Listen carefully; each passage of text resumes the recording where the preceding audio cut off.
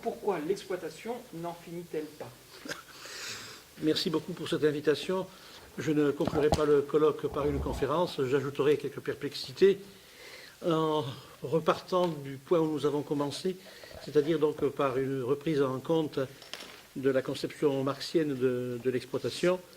J'essaierai donc d'insister sur la notion de soumission du travail sur le capital, soumission formelle, soumission réelle, puisque je crois que ces catégories ont encore aujourd'hui une valeur opératoire, et j'essaierai de montrer qu'elles impliquent une dimension de domination qui n'a pas été souvent reconnue et qui en fait est présente et qui ne donne pas lieu, à mon sens, à opposer domination et exploitation en ce qui concerne le travail.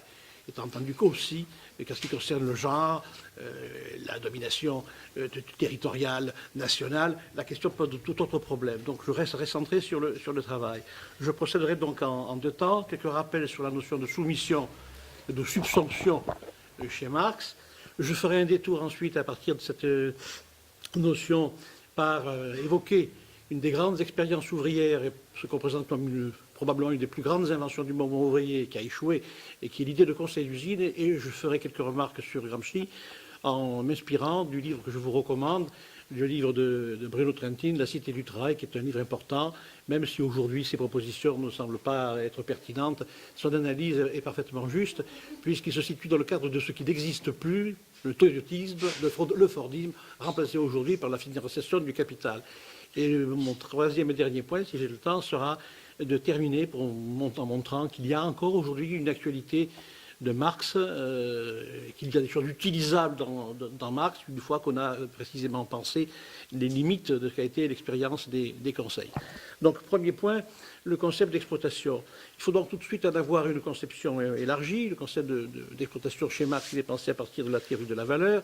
La différence entre le temps de travail passé par l'ouvrier pour produire ses moyens de subsistance, qu'il reprendra sous forme de salaire, et le temps accaparé, et qui signifie aussi expropriation du surtravail accaparé par le capital. La notion d'exploitation, donc, chez Marx, se trouve prise dans la théorie de la soumission réelle et de la soumission formelle du travail. Ça n'est pas exactement présent dans le Capital, les spécialistes le connaissent, le savent. C'est dans un chapitre 6 inédit du Capital que l'on trouve cette distinction que je trouve éclairante. Pourquoi? Parce que la soumission formelle du travail, c'est celle qui livre le capitaliste donc, au capital, et le capital le prend tel qu'il est, cet ouvrier, dans une manufacture, le réunit dans un lieu de travail, et vise essentiellement donc, par la quantité de travail extorqué, par la durée, la pression de la durée, d'obtenir donc le plus de plus-value possible. Mais Marx dit bien que ce n'est qu'une forme antérieure, celle qui précède la grande industrie et le machinisme, qui, elle, implique la soumission réelle ou subsomption réelle, qui passe, elle, aussi éventuellement par l'allongement de la journée de travail, mais qui surtout joue sur des appropriations par l'ouvrier des moyens de production, par l'innovation technologique, par la recherche de productivité, par une technologie sociale où le machinisme prend la plus grande part. Donc, de ce point de vue, cette subsomption du capital est pensée par Marx donc, comme fondamentale. Et on ne comprend rien au rapport de classe si on ne passe pas par elle. Pourquoi? Parce qu'en définitive, le capital n'est rien d'autre que la reproduction de ce rapport de soumission du travail sous ces deux formes que je viens de distinguer, et que dans cette soumission, il y a plus que simplement que quelque chose de limité. Il y a bien donc une domination qui prive une classe sociale, quelle que soit par ailleurs la question de son origine, qui prive une classe sociale de pouvoir social et de pouvoir politique, et qui, d'entrée de jeu, même si l'État n'intervient pas à ce niveau-là dans le texte du Capital, fait de la classe ouvrière une classe à la fois exploitée et dominée, exploitée économiquement et socialement, et dominée politiquement, parce que la désappropriation des moyens de production lui interdira d'avoir dans la société telle qu'elle est un rôle actif, un rôle dirigeant dans la société, ou un rôle simplement conforme à ses possibilités elles-mêmes. Donc, de ce point de vue, le capital donc, donne une analyse sociale de la constitution de la classe ouvrière par le mouvement du capital. Il y a bien une production réciproque du travail et du capital l'un par l'autre, et cela éclaire la vieille idée selon laquelle les classes n'existent qu'en lutte et qu'elles sont aussi inséparables l'une de l'autre que le recto ou le verso d'une même feuille de papier. Donc, aussi, les mécanismes de cette subsomption prouvent que l'on a véritablement maintenant, au niveau de l'analyse et aussi de la vie sociale, une classe ouvrière qui ne peut pas se considérer comme étant extérieure, probablement totalement aliénée, comme c'était le cas dans les textes du jeune Marx, mais une classe qui est intériorisée par la subsumption réelle, au mouvement même qui la constitue comme classe, et qu'elle ne peut pas être en quelque sorte pensée de manière métaphysique ou prophétique comme celle qui, étant victime d'un tort universel, eh bien, porte en elle la possibilité d'une universalisation positive, les négatifs se renversant en positif. On n'est pas dans le capital, au niveau de ces textes, dans cette problématique-là. De ce point de vue aussi, on peut bien voir que dès ces analyses-là, Marx montre que le capital s'affirme comme un espace de contrainte et de domination d'une classe sur une autre, et que les lois économiques définissent bien une domination générale de classe qui, comme telle, est politique. De ce point de vue, je pense que si l'on veut faire un sort à la catégorie de domination, il ne faut pas la sortir d'abord de la catégorie d'exploitation, à relève de notre genre. Il y a bien exploitation et domination tout à la fois. Et le caractère politique de cette domination remplace certainement, de ce point de vue-là, la théorie de l'aliénation qui reste tout à fait, peut-être actuelle sous d'autres aspects, mais pas à ce niveau-là. Bien, s'il en est ainsi, on peut bien dire que s'il y a soumission réelle du travail sur le capital, il y a une refonte permanente, spécifiquement capitaliste, du procès de production. Et de ce point de vue, c'est bien cette soumission réelle qui fait coïncider le capital, comment dirais-je, qui fait coïncider pour le capital les deux sens du mode de production. Le rapport social qui définit le rapport spécifique de production, et d'autre part, le mode de production en tant que tel, puisque le mode de production spécifiquement capitaliste se définit par la soumission réelle. La question des deux phases que j'ai évoquées, puisque le capitalisme vraiment développé, spécifiquement capitaliste, reposerait surtout sur la soumission, la subsumption réelle, ne doit pas être absolutisé. Je crois que nous vivons aujourd'hui, et que cela vérifie aussi d'une certaine manière des analyses de Marx, que la subsumption formelle n'est pas abolie par la subsumption réelle. Aujourd'hui, et peut-être même avant, la soumission formelle se reproduit. C'est la soumission qui implique une désappropriation du travailleur et le poids sur la durée, sur l'allongement de la journée de travail. La soumission formelle se reproduit précisément dans la soumission réelle. Et il n'est pas étonnant de voir aujourd'hui le capital chercher tout à la fois à, alors que vous pensez que c'était terminé, à allonger la durée de travail, travailler plus, tout en continuant à développer la productivité du travail par des moyens qui jouent sur l'invention technologique et sur la financiarisation. On verra ça un peu plus tard. Donc le rapport capitaliste comme rapport de contrainte pour exploiter du surtravail, aujourd'hui, conjoint à la fois à l'allongement de la durée de la journée de travail. On le voit donc par la pression que fait le patronat sur les classes ouvrières ou les employés, et se joue aussi sur l'invention perpétuelle de divers modes d'extorsion de la plus-value, de sorte que nous avons bien une unité de ces deux modes de soumission qui n'ont pas perdu leur actualité, à mon sens, pour comprendre ce qui se passe. C'est un premier point. Voilà pourquoi Marx écrit le mécanisme de la plus-value relative, de la soumission réelle, réduit la valeur de la force de travail, donc en abaissant pour la productivité le temps de travail nécessaire à sa reproduction. L'exploitation marque donc la double face inséparable. Voilà pourquoi je posais la question de la valeur, de la contrainte et de la valeur. La classe capitaliste, avançons un peu dans l'analyse un peu détaillée de cette grande découverte de Marx, le capitaliste, la classe capitaliste, ce n'est rien d'autre que cet ensemble de pratiques coercitives incarnées par un groupe d'individus que Marx ne cessera de détailler. Ce qui veut dire que la classe ouvrière commence par exister qu'à travers ces pratiques de contrainte qui la définissent et qui la constituent en tant que telle, qui la soumettent au capital et qui régissent la production matérielle.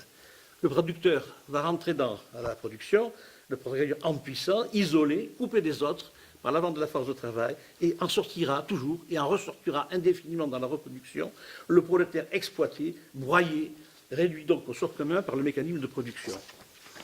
Donc, la classe ouvrière, donc, de ce point de vue, s'est constituée dans son autonomie propre comme cet espace de contrainte exercée sur elle. Et Marx montre aussi que ce qui dit espace de contrainte dit aussi résistance. La classe ouvrière ne cesse, de plus en plus difficilement aujourd'hui, en tous les cas dans nos pays, de résister à cette contrainte exercée sur elle. Elle est un espace sur lequel la contrainte s'exerce. Elle est elle-même un moment de cet espace de contrainte, mais il y a bien une résistance périodiquement exercée par différents moments par les travailleurs contre la réduction des salaires, contre les inventions technologiques qui les désapproprient donc de leur puissance de travail. Soumission et résistance ne font qu'un.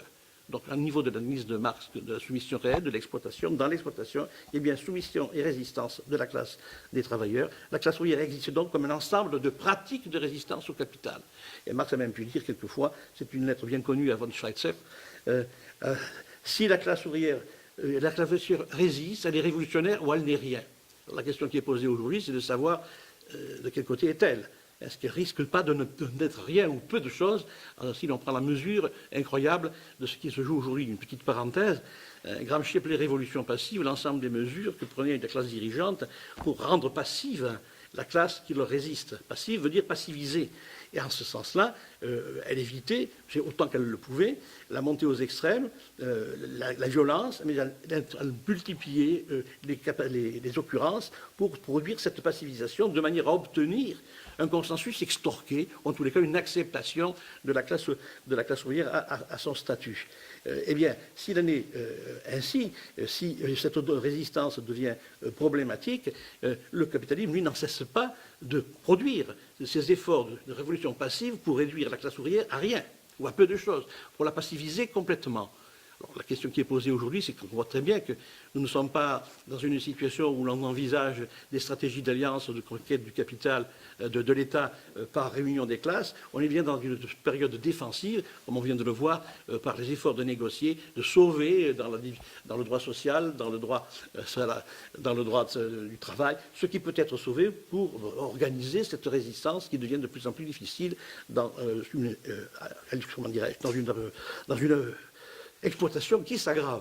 Je crois qu'il ne faut pas prendre la mesure aujourd'hui de ce qu'est l'aggravation de l'exploitation. Je ne voudrais pas être désespérant ni être désespéré, mais on ne peut pas en faire abstraction. Donc je disais donc, s'il y a bien une situation de révolution passive, cette révolution passive aujourd'hui n'implique pas simplement ce que Gramsci disait, la fin d'une guerre de mouvement, insurrection armée, elle implique du point de vue économique la reprise d'une guerre de position à l'intérieur d'une guerre de mouvement à l'intérieur de la révolution passive. Le capital mène bien dans une stratégie globale de révolution passive, qui est à réduire au plus possible la résistance ouvrière et sa lutte, il implique bien le recours à une forme de guerre de mouvement économique dont le néolibéralisme est probablement l'expression la plus achevée et probablement la plus déréglée et la plus folle.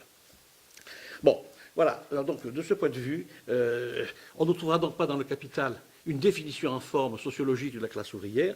On trouvera donc autre chose, et peut-être plus important, on y trouve la saisie du mouvement par lequel le capital, à la fois structure, divise la classe par son propre développement, ce que le montre, par exemple, la division de la fabrique automatique en ingénieurs, en spécialistes, en travailleurs spécialisés, en manœuvres, etc. Et Marx donne à lire et les pratiques de résistance à ce mouvement, leurs limites et ce qu'elles peuvent précisément produire de plus.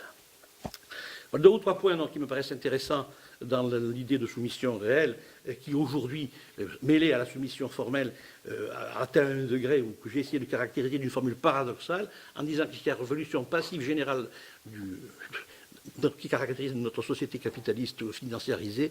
Eh bien, le capital se permet aujourd'hui des phases de guerre de mouvement sur le terrain économique, et son objectif, effectivement, c'est de réduire à rien la classe, le statut des travailleurs.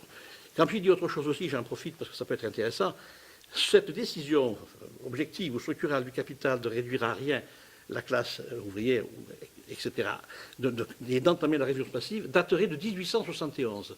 Date extrêmement intéressante, parce que 1871, ça n'est pas une date extraordinaire dans la martyrologie ouvrière, une exaltation d'un passé héroïque, d'un passé des fêtes.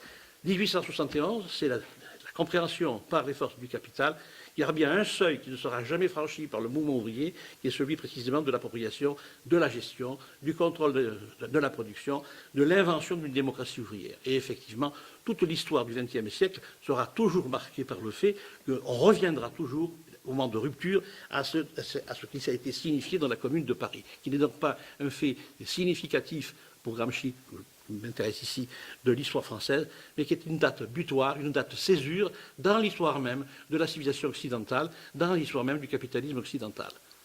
Et effectivement, ce qui suit après le montrera. Alors, laissons ça de côté. En tous les cas, troisième point qui me paraît intéressant, ou dernier point, c'est ceci. C'est que est-ce qu'il existe, question que se pose Marx, une pratique ouvrière qui permette, dans l'intérieur même de ces analyses, de lier la lutte pour la direction du procès de production à la lutte contre l'appropriation capitaliste. C'est deux choses. Lutter contre l'appropriation capitaliste, c'est défendre la journée de travail, c'est défendre les conditions du travail. Lutter pour la direction du procès de production, ça a toujours été, malgré tout, l'espérance, le projet socialiste ou communiste. Je ne parlerai pas ici des distinctions entre les deux. Eh bien, Marx pense que oui, mais qu'il pense que cette pratique ouvrière ne peut être possible à l'intérieur des analyses de la soumission réelle dont je suis parti, que si effectivement on peut espérer l'idée réalisée d'une forme de socialisation de la force de travail, d'une socialisation révolutionnaire, et cette socialisation révolutionnaire, donc, elle a pour ressort, comment dirais-je, le fait que la classe ouvrière a une habileté, absolument une capacité dans les procès de travail dont le capital ne peut pas se passer, et en même temps aussi que la classe ouvrière bute toujours, tout en produisant cette habileté qui doit être confisquée, qui est un enjeu, à la hiérarchie qu'impose donc l'organisation du travail dans l'usine et dans la société. Alors, et voilà l'espérance de Marx. Voilà pourquoi, après avoir rappelé que pour moi, il faut lire Marx à partir de ce travail sur la soumission, et il faut aussi, dans l'histoire du mouvement ouvrier, voir comment certaines expériences ont été fondamentales et intéressantes pour résoudre ce problème. Est-ce que l'habileté dont dispose la classe ouvrière, sa capacité, disons, de travailler, d'inventer, d'innover, peut-elle faire tomber la domination capitaliste en s'attaquant, dans le lieu de travail, à la hiérarchie du travail? Et voilà ce que dit Marx dans l'adresse inaugurale de l'Internationale. C'est dans les faits, non par des arguments, que les travailleurs prouvent que la production à grande échelle et à l'unisson avec la science moderne peut aller de l'avant. Le texte est tout à fait intéressant. Sans l'existence d'une classe de maître, employant une classe de manœuvre, que pour porter des fruits, le moyen de travail n'ont pas besoin d'être monopolisé comme moyen de domination, comme moyen d'exploitation du travailleur même. Et que comme le travail de l'esclave, comme le travail du serf, le travail salarié est seulement une forme sociale transitoire et inférieure, destinée à disparaître devant le travail associé, qui exécute sa tâche d'une main spontanée, d'un esprit allègre et d'un cœur joyeux. C'est une adresse de Marx à l'Internationale de 1864. Alors effectivement, je laisse Marx de côté pour revenir en fin d'exposé. Effectivement, il y a eu, dans le sillage de la révolution soviétique, russe, de Lénine, des conseils ouvriers et de soldats, qu'on trouve aussi en Allemagne, il y a eu donc tout un grand mouvement sur lequel je voudrais revenir. Et là, j'utiliserai quelques analyses qui viennent précisément de Bruno Trentin, qui est un dirigeant syndical théoricien, qui est une figure importante, qui s'interroge sur le devenir du conseil ouvrier, qui, comme le disait Hannah Arendt, était la grande invention du mouvement ouvrier, peut-être la seule avec le mutualisme. Et donc, la question qui est posée par Gramsci dans l'Ordine Nuovo, lorsqu'en 1919-1920, Gramsci, qui a fondé un journal qui donne une grande importance à la culture, et qui, voilà, dans cette grève générale des usines Fiat et la capacité pour les maîtrises ouvrières, pour les conseils d'atelier, de prendre la direction de la production, et en quelque sorte de faire la preuve pendant quelques mois que le capitaliste, la fonction de direction de la production peut être prise par des ouvriers associés et que, d'une certaine manière, le capitalisme devient superflu, on peut s'en passer. Et c'est donc une expérience qui a une grande importance, elle sera écrasée parce qu'elle sera isolée, elle sera aussi écrasée parce qu'il n'y a pas eu de relais de la part du syndicat et du Parti socialiste, ce qui pose le problème du rapport des organisations entre le Conseil, le syndicat et le parti, problème que rencontrera Rosa Luxembourg à peu près aussi de la même manière. Et malgré tout, il y a comme quelque chose d'exemplaire qui est posé par Gramsci en pensant que le conseil d'usine devra être non seulement une forme économique, mais aussi une forme politique, puisqu'il va être capable de prendre des décisions et que, par extension, il peut poser en quelque sorte la question de la direction générale de la production dans un État-nation donné et, en quelque sorte, la possibilité pour lui d'investir l'État. Et c'est effectivement là que le problème va se poser et qu'il n'y aura pas de généralisation. Qu'est-ce qui va arriver tout de suite après? Le fascisme. 1922, la marche sur Rome, quand cette usine terminée, c'est allé à une vitesse extraordinaire et l'expérience restera à méditer, mais elle réapparaîtra chez Gramsci.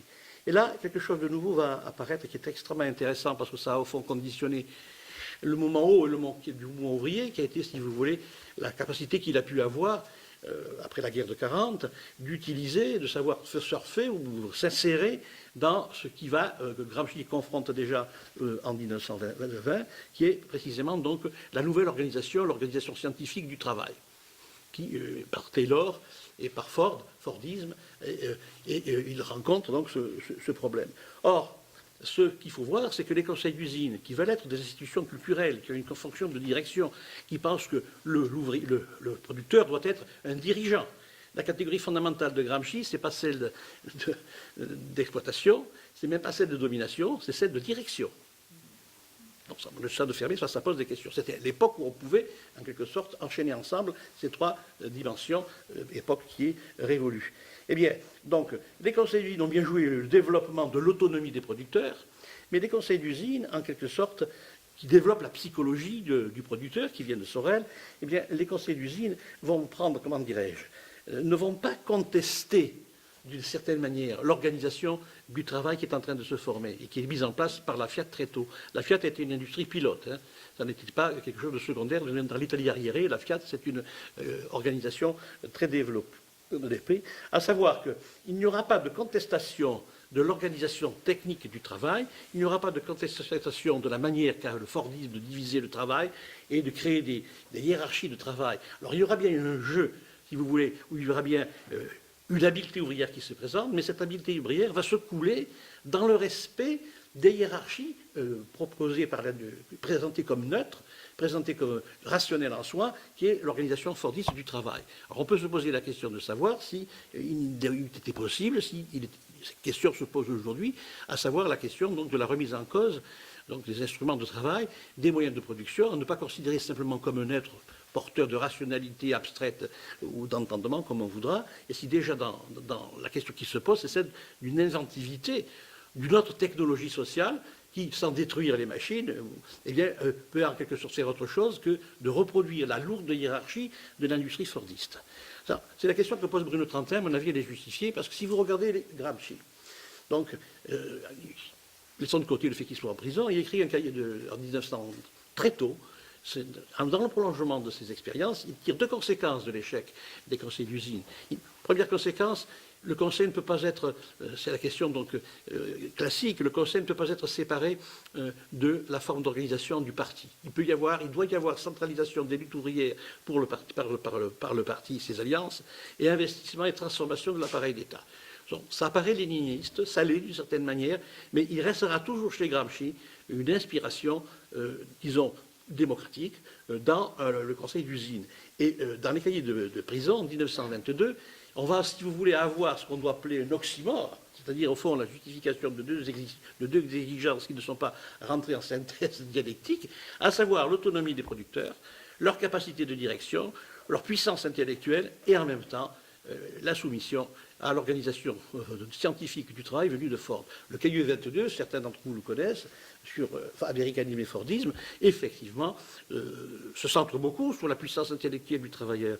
Mais le travailleur doit accepter de rentrer, de souffrir d'une certaine manière dans la division du travail prévue par Ford. Il doit se soumettre d'une certaine manière à la situation qui fait de lui un gorille apprivoisé.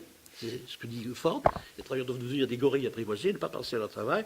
Gramsci dit qu'il y aura simplement le temps, pendant qu'il ne pense plus, parce que le temps de la chaîne l'empêche de penser, il aura le temps de se reprendre sur lui-même, de se former lui-même et, en quelque sorte, de penser une projection de la lutte au niveau de la société.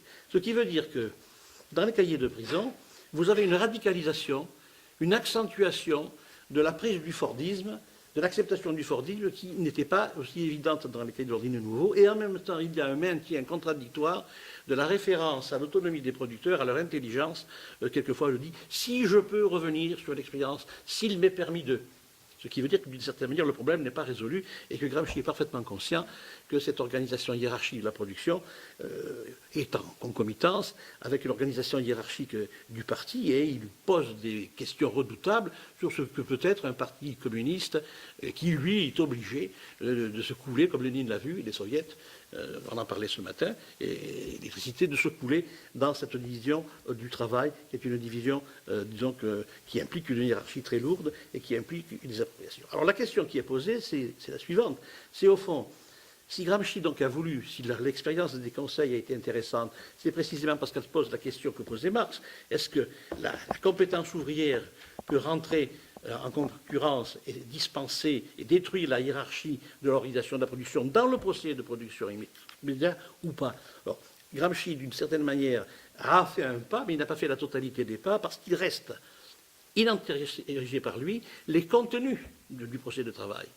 Les contenus concrets du procès de travail. Il suffit, en quelque sorte, qu'il y ait une direction ouvrière pour que les problèmes soient déjà principalement résolus. Or, ça n'est point vrai, dans la mesure où le maintien de la hiérarchie du travail, avec les techniciens de la production, avec les ouvriers de base, avec, si vous voulez, la sécrétion dans la production de l'intellectuel organique de la production, qui est le technicien, pose d'énormes problèmes de savoir comment ces techniciens vont pouvoir, en quelque sorte, accepter ou devenir, comment dirais-je, conscients de cette contradiction, comment, à l'intérieur de la division du travail de l'usine, la motivation fondamentale socialiste ou communiste, qui est de réduire autant que possible la différence entre ceux qui savent et ceux qui ne savent pas, de réduire autant que possible la différence entre ceux qui dirigent et qui ne dirigent pas. Et Gramsci pose la question en disant, effectivement, c'est la question permanente qui doit être posée dans une stratégie qui reste encore une stratégie de transition. On n'est pas du tout aujourd'hui dans une stratégie de transition, on est dans une stratégie de résistance acculée le dos au mur. Il y a peut-être d'autres stratégies que la transition vers. En tous les cas, on n'est pas dans cette stratégie. Et Gramsci refait surface à cette question et il pose la question, si vous voulez, du lien du parti aux masses, du lien donc des collectifs de travail aux masses. Et là, il ouvre quelque chose de nouveau, mais si vous voulez, quelle que soit la complexité de ce qu'il pense, cette idée que les masses sentent, le parti doit comprendre, les intellectuels, le parti doit sécréter des intellectuels, ses propres intellectuels qui ne sont pas simplement des techniciens de la production, qui doivent avoir d'une certaine manière l'intelligence du mouvement global, ils doivent en quelque sorte faire en sorte qu'ils soient appropriés par les masses, lesquels doivent leur envoyer en face sans que le parti ne soit le sujet supposé savoir. C'est peut-être la différence avec Lénine. Chez Gramsci, il y a une continuité, je fais une parenthèse, il y a une continuité entre l'idéologie et la science, et la compréhension de la société, qui implique de dire qu'il y a une différence entre ceux qui ont la science et ceux qui ne sont que dans l'idéologie. Althusser. Chez Gramsci, jamais. C'est-à-dire qu'en définitive, la compréhension du procès d'ensemble a toujours une dimension, elle prend dans des idéologies, elle prend dans des conceptions du monde, elle prend dans des formes de représentation, dans des formes d'émotion, dans des formes de subjectivité ouvrière qu'on ne peut pas nier. Bon, je termine sur ce point de vue, il me reste combien un petit peu 20 minutes. Alors effectivement, ça a échoué, et ça a échoué pour les raisons que je viens de dire, à savoir que il a été très difficile au mouvement ouvrier, à Gramsci qui en représente certainement la pointe avancée au XXe siècle, il a été très difficile de rentrer dans les contenus de l'expérience du travail, dans le procès immédiat, de contester cette hiérarchie. Et cette acceptation du Fordisme, elle était peut-être c'était un texte lucide et assez génial à l'époque, en 1930, disons. Mais aujourd'hui, nous n'en sommes plus là. Or, et c'est ici que je veux reprendre la question, et je reviens à Marx, aujourd'hui, nous n'en sommes plus là, parce que cette expérience n'a pas réussi pour des raisons qu'il faudrait analyser, que je ne fais pas. Donc, le parti n'a pas pu généraliser l'expérience soviétique. Il a créé une direction d'organisation du travail, la VZNK, qui est tout à fait autre chose. Sur ce point, je vous renvoie à un livre de mon ami Jean Roblin, Marxisme et socialisation, qui est un livre trop peu connu, qui est probablement le meilleur livre sur la question, qui montre très bien que Lénine aussi, comme Gramsci, se prend dans cette espèce d'oxymore, le pouvoir à la base et non pas tout au parti, et finalement l'organisation du travail par la VZNK finit par faire des partis, des syndicats, les courants de transmission du parti, et avec des questions qui deviennent très difficilement compliquées. Gramsci restant communiste jusqu'à la fin de sa vie, malgré tout. Alors je terminerai sur autre chose. Nous avons donc derrière nous cet échec, et d'une certaine manière, je crois que Gramsci est en deçà de Marx. Et ça, je crois que Trentin le montre même. Gramsci, donc, Marx a posé cette question. Je parlais d'un texte qui opposait l'habileté et la hiérarchie. Je crois que, d'une certaine manière, donc, Marx n'a pas pensé le conflit social en termes de Fordisme, parce que c'est arrivé après, et qu'il a eu en quelque sorte, non pas une anticipation, mais des intuitions qui peuvent se révéler plus intéressantes aujourd'hui qu'on ne croit.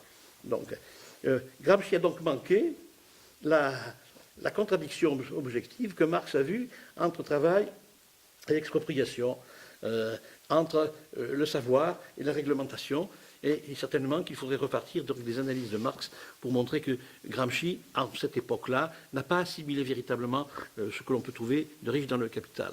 Donc Gramsci a perdu de vue le moment du conflit de classe subjectivement vécu par les travailleurs. Or, Marx ne l'a pas perdu de vue. Il y a beaucoup de textes, lorsqu'il analyse la soumission réelle, nous montrent que, avant même que le travailleur résiste, il y a chez lui comme une expérience antérieure et une expérience permanente de la souffrance, pas de la souffrance, ce n'est pas le mot exact, de l'oppression qui déjà présente dans laquelle il se trouve avant d'entrer dans le procès de travail, de sorte qu'il faut faire une distinction entre cette oppression permanente qui a toujours une dimension subjective et l'expérience de l'exploitation en tant que telle avec des mécanismes de la plus-value. Donc Gramsci n'a pas vu que chez Marx, d'une certaine manière, la théorie de l'exploitation impliquait toujours comme préalable non dit, comme une espèce de condition non dite, une expérience subjective du travailleur de l'oppression qui, en quelque sorte, vient aux classes subalternes depuis le fond de l'histoire, puisqu'elles ont toujours été opprimées. Qu'elles soient sous la forme capitaliste, sous la forme féodale, sous une autre forme, elles sont toujours opprimées. Et donc, de ce point de vue, il n'a pas, en quelque sorte, malgré la dimension qu'il donne à la subjectivité, il n'a pas vu que cette subjectivité-là, cette résistance à l'oppression, était la condition de la résistance à l'exploitation. Et d'une certaine manière, c'est ce qui fait qu'en définitive, il a cédé trop vite sur la rationalité de l'organisation du travail scientifique. Alors j'en arrive, il y aurait beaucoup d'autres choses à dire, je pars un petit travail là-dessus, mais je voudrais terminer là-dessus. Aujourd'hui, nous ne sommes pas dans le Fordisme, nous sommes dans le post-Fordisme. Et je pense qu'il faut faire une distinction entre deux étapes. Le post-Fordisme a en quelque sorte liquidé la capacité d'intervention qu'a eue la classe ouvrière dans la période fordiste, qui renvoie probablement aux expériences de front ouvrier, à la puissance qu'a eu le mouvement ouvrier pour constituer un droit social, pour obtenir des garanties sur la durée du travail, sur la rémunération des salaires, sur la rétribution, et en même temps d'aller quelquefois un peu plus loin en créant les conditions du Conseil national de la résistance qui sont aujourd'hui complètement démantelées. Bon, il y a eu donc, à mon sens, deux moments dans la destruction du passage à autre chose que le Fordisme. Il y a eu donc ce qu'on a appelé le toyotisme. Et là, je crois que Marx peut être utile pour comprendre ce que c'est le toyotisme, parce que le toyotisme est extraordinairement intéressant, parce que le toyotisme, c'est la constitution d'équipes de travail dont le patronat prend l'initiative, demandant en quelque sorte aux ouvriers leur expertise, leur capacité d'habileté, pour pouvoir en quelque sorte se faire conseiller, pour pouvoir améliorer la productivité et le travail. Alors vous voyez très bien que l'échec des conseils ouvriers n'a pas été vraiment un échec pour le patronat, puisqu'avec le toyotisme, par la création des cercles de qualité, des équipes qui ont quelquefois des droits de rentrer dans le sein des saints, d'avoir des informations, pour que le processus productif soit continu, on invente ces équipes qui vont en quelque sorte rendre possible de mieux organiser la productivité, la rentabilité, et de permettre en quelque sorte aux salariats de rester subordonnés au profit. Le toyotisme, ça a été une expérimentation ironique. C'est le patronat qui riait, là, cette fois. C'est pas les autres. Les équipes de travail ont été, d'une certaine manière, une version capitaliste du conseil d'usine. Alors, bien entendu, ça n'avait rien à voir avec le conseil d'usine tel qu'il était vu, le conseil ouvrier tel que les Gramsci. La fonction des équipes de travail a été présentée comme la distribution de services qu'ils pouvaient gérer de façon autonome. Et en quelque sorte, le capitalisme faisait apparaître que ce n'était plus la productivité individuelle du travailleur qui l'intéressait, comme dans le cas du Fordisme, que c'était la productivité collective qui implique, comment dirais-je, un savoir qui n'est plus un savoir élémentaire d'opération simple, mais qui est un savoir le plus général, qui permet effectivement aux ouvriers des équipes d'entrer dans des salles de commande, d'avoir des informations, etc. Donc, ce point, c'est au Japon que ça a été le plus expérimenté. Je pense que dans les concepts de Marx, on a de quoi rendre compte de ces expériences de l'autoyotisme. Le Toyotisme a tendu à récupérer l'habileté et par là même, mais en même temps en la finalisant à une productivité collective du capital. Voilà ce qu'a été c'est-à-dire que c'est un contre-projet qui a parfaitement réussi. De ce point de vue, ce toyotisme donc, qui a récupéré cette habilité a en quelque sorte pu permettre au capital, dans la révolution permanente de la technologie sociale, d'exploiter au mieux les nouveautés technologiques, parce que les nouveautés technologiques ne peuvent pas être, les inventions scientifiques ne peuvent être exploitées que si elles sont expérimentées, que si elles sont capables de se reproduire. Or, ces équipes de travail ont permis de reproduire ces expérimentations. Donc, première étape, le toyotisme, les équipes et la récupération donc, de ce que Marx, la contradiction que Marx pensait comme pouvant amener une transformation interne du procès de travail sans passer directement par la lutte, couplée à la lutte politique et qui ne devait pas être négligée par la lutte politique. Il faut bien comprendre que ce que Marx dit n'exclut pas ce qu'il peut dire par ailleurs sur l'association, la conquête de force dans la société. Non, il s'agit pour lui, effectivement, cette conquête ne peut être liée que s'il y a dans le procès de travail cette construction de quelque chose d'autre. On pourrait dire la même chose à propos de la coopérative, qui sont des expériences, des choses que Marx analyse, et ces textes, on les trouve assez peu. Bon, en tous les cas, de ce point de vue, il y a bien un conseil du capital exercé par les équipes. Or, aujourd'hui, les cercles de qualité, je ne sais pas s'il en existe encore, probablement peut-être, je suis passé au courant de ces choses-là.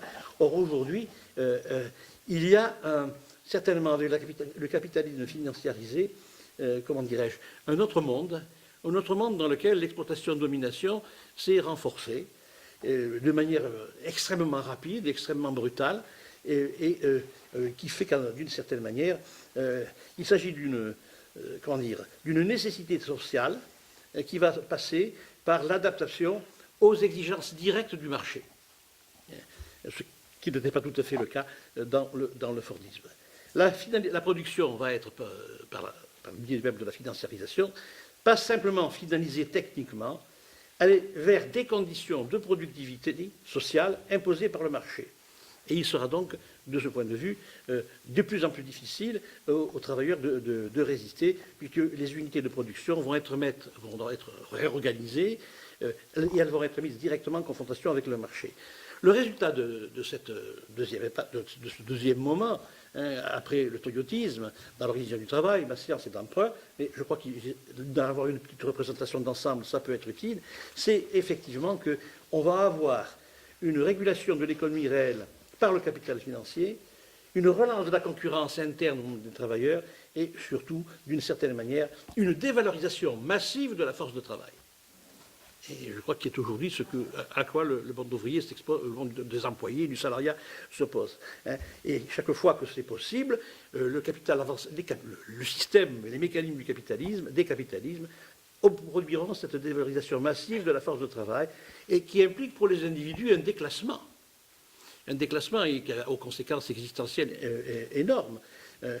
Comment, par exemple, comprendre le fait qu'une usine, un entrepreneur, Caterpillar, par exemple, ferme son usine, rembauche une partie des gens qu'il a liquidés, mais les rembauche avec des salaires de 15 à 20% inférieurs à ceux dont il disposait entièrement auparavant. Comment appeler ça autrement qu'une dévalorisation de la force de travail? Alors aujourd'hui, effectivement, c'est intéressant de voir ce que peut faire le droit du travail ou le droit social. Moi, j'ai beaucoup apprécié cet exposé, mais effectivement, est-ce qu'on est en mesure, à ce niveau-là, de lutter par les seules armes du droit contre la dévalorisation massive de la force de travail, qui est un phénomène absolument général. Bon, voilà. Cette politique de dévalorisation, donc, a été menée parce qu'il y a eu possibilité pour le capitalisme d'aiguiser la concurrence entre les travailleurs. Et cette concurrence a été d'autant plus déguisée que ce qui était derrière les entreprises, c'était les épargnants qui étaient les actionnaires des entreprises et qu'eux, ils n'étaient intéressés qu'à une seule chose, le retour sur investissement, ce qui a encore compliqué les choses et aggravé la situation pour la classe ouvrière, ce qui veut dire qu'on peut fermer les usines, vous le savez, même si elles sont relativement rentables. Et ce qui veut dire aussi qu'il y a des contradictions nouvelles qui apparaissent de type anthropologique. En tant que travailleur, si on est actionnaire, on peut être en contradiction avec soi-même. En tant qu'épargnant, eh bien, je n'ai pas les mêmes intérêts que j'ai en tant que salarié. Alors, comment faire ou le consommateur aussi, laissons ça de côté. Ça, si vous voulez, c'est la première conséquence, la dévalorisation de la force de travail. Avec aussi toutes les atteintes portées aux aspects de la vie du travailleur. Bien, alors, et la baisse générale de toutes les couvertures santé, de protection, et le retour, je dirais, la régression historique qui a été imposée au mouvement ouvrier, le mouvement populaire, depuis très longtemps. On n'a jamais connu une chose pareille. Il faut en mesurer, je ne veux pas être catastrophiste, mais il ne faut pas non plus ne pas voir ce qui se passe sous nos yeux. Bon, et de prendre aussi, tous les modes de subordination et la concurrence organisée entre les ouvriers ont été joués contre les syndicats. Et on cherche certainement ou bien à les intégrer dans des formes de cogestion qui n'en sont pas, sauf si les syndicats ont la capacité d'intervenir dans les procès de travail, ou alors de les casser ou de les éliminer purement et simplement. Ce qui se joue aujourd'hui, par exemple, c'est le sort de la CGT. Rien de plus ni moins, à terme. Bon, voilà. Alors, donc, qu'est-ce qui peut être fait? Alors là, effectivement, pour qu'il puisse y avoir, à mon sens, quelque chose comme une organisation d'un droit social ou d'un droit du travail, c'est très intéressant. Cela n'est possible que si les syndicats ou la force ouvrière organisée est capable, comment dire, d'intervenir sur les formes d'innovation technologique qui peuvent se retourner contre elles, s'ils ont la force suffisante pour la réorienter. Je sais qu'à un moment, le syndicat allemand l'IG Metall avait eu cette force de négocier un certain nombre de choses qui a impliqué des limitations salariales, mais qu'il avait quand même réussi à négocier en contrepartie, par le marchandage salarial, un certain pouvoir de décision dans ces mesures et qui avait pu limiter la casse. Est-ce qu'aujourd'hui, nous sommes assistés en Allemagne il y a quelques années, est-ce que nous en sommes là? La question est posée. Alors je vais, comment dirais-je, de ce point de vue, on peut dire que plus que jamais, cette union de l'exploitation et de la domination sous des formes nouvelles montre que le rapport avec du travail, le rapport capital-travail, est donc devenu un rapport directement politique.